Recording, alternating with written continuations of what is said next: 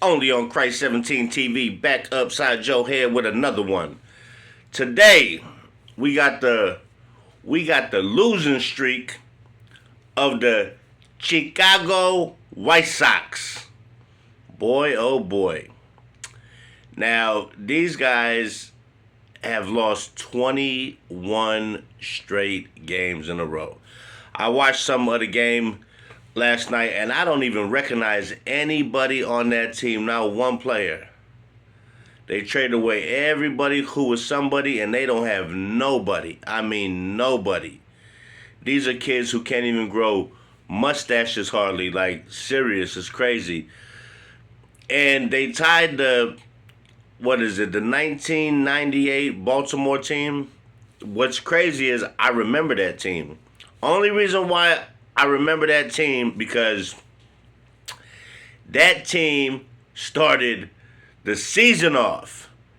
First they were 0-5, 0-10, 0-15. When they got to 0-20, people were like, well, let me go back. When they started 0-10, folks were like, well, ooh, damn, they lost their first 10, then they lost their first 15. When they lost 20, people thought they might lose 30 games in a row. But it ended at 21 straight games. To start the year, just think of this. You got 162 games in 1 year, right? To play. Imagine starting your season 0-21. I mean, by the time they knew it, they was 10, 12 games back already from first place in like the first month.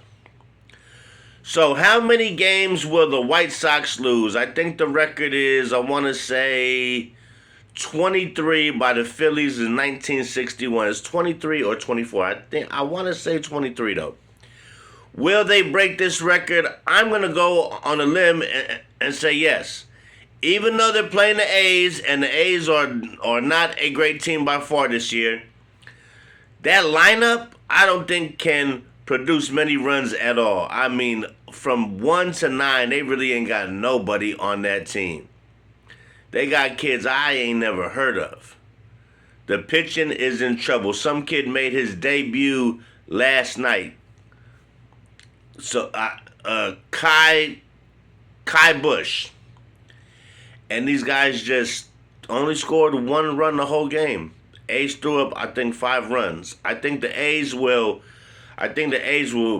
sweep them, and this should put them for the tie for the most 21, 22.